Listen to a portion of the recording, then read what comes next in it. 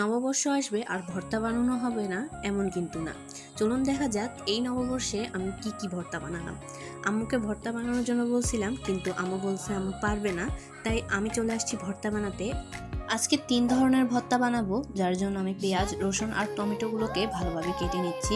সত্যি বলতে আমার পেঁয়াজ কাটতে অনেক বেশি আলসি লাগছিল, তাই আমি আমার আম্মুর কাটার মেশিনটা নিয়ে চলে আসলাম।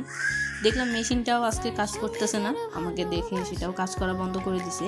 কিন্তু আমিও পরে আরেকটা মেশিন নিয়ে চলে আসলাম, সেটা দিয়ে আমি পেঁয়াজগুলোকে ভালোভাবে কেটে নিয়েছি। আমার সব কিছু কাটাকাটি করার ডান। এখন আমি ডালগুলোকে সিদ্ধ বসিয়ে দিব। মিনি কুকারে ডালগুলো সিদ্ধ দিয়েই আমি একটা প্যান গরম করে নিলাম। সত্যি বলতে আমি আগে কখনো ভর্তা বানাইনি, এবারই প্রথমবার বানাচ্ছি, তাও এমন একটা স্পেশাল দিনে। প্যানটা গরম হয়ে গেলে সেখানে আমি সরিষার তেল, রসুন আর কুচি করে রাখা পেঁয়াজগুলোকে দিয়ে ভালোভাবে ব্রাউন হওয়া পর্যন্ত ভেজে নিব। আমি তো শুরুতে ভয় পাচ্ছিলাম এগুলো আবার যেন পুড়ে না যায়, আর এদিকে রসুনগুলো নরম হচ্ছিল না, তাই আমি কিছুটা ভয় পেয়ে গেছিলাম। পরে দেখলাম যে না, ঠিকঠাকই ছিল। যাই হোক, এগুলো ভাজা হয়ে গেলে আমি এগুলোকে একটা প্লেটে তুলে রাখবো। এগুলো প্রচণ্ড গরম হওয়ায় আমি হাত দিয়ে না করে এই জিনিসটা দিয়ে ম্যাশ করে নিলাম। এটাকে আমার বাটনা নাকি কী জানি বলে, আমি সেগুলো নাম জানি না। ভালোভাবে ম্যাশ করা হয়ে গেলে আমি একই তেলে কয়েকটা শুকনো মরিচ ভেজে নিব। এগুলো ভাজা হয়ে গেলে এগুলোকে একটা প্লেটে নিব। শুকনো মরিচগুলোকে কিছুটা লবণ দিয়ে মেখে সবগুলো একসাথে মিক্স করে নিব। তাইলেই তৈরি হয়ে যাবে আমাদের রসুনের ভর্তা। তোমাদের কার কার রসুনের ভর্তা ভালো লাগে অবশ্যই আমাকে কমেন্ট করে বলবে। যাই হোক, রসুনের ভর্তাটা আমার তৈরি হয়ে গেল। এখন আমি তৈরি করব টমেটোর ভর্তা।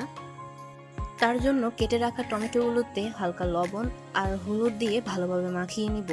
তারপর একটা কড়াইতে তেল নিয়ে নিব। সরিষার তেলই আমি এখানে ব্যবহার করছি। ব্রাশ ট্রাশ নামাতে পারবো না, এগুলো পরে আমাকে দিতে হবে, এত খাটনি করবে কে।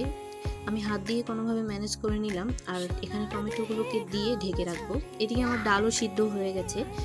একটু পরে ঢাকনাটা উল্টে আমি টমেটোগুলোকেও উল্টে পাল্টে দিলাম, আর একটা ঢাকনা দিয়ে আবার ঢেকে দিলাম।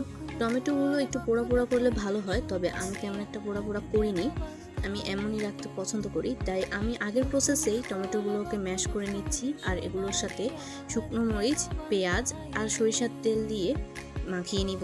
তাহলেই আমাদের কমপ্লিট হয়ে যাবে টমেটোর ভর্তা। আর এদিকে মিনি কুকারে আমি যে ডালগুলো দিয়েছিলাম সেগুলো আমি ঠিকঠাক সিদ্ধ করতে পারছিলাম না, তাই আম্মু এসে পরে সিদ্ধ করে দিয়ে গেল। এগুলো সিদ্ধ হওয়ার পর আমি সেখানে রসুনের ভর্তা, টমেটোর ভর্তা, কাঁচা পেঁয়াজ আর কাঁচা মরিচ দিয়ে ভালোভাবে মাখিয়ে নিলাম।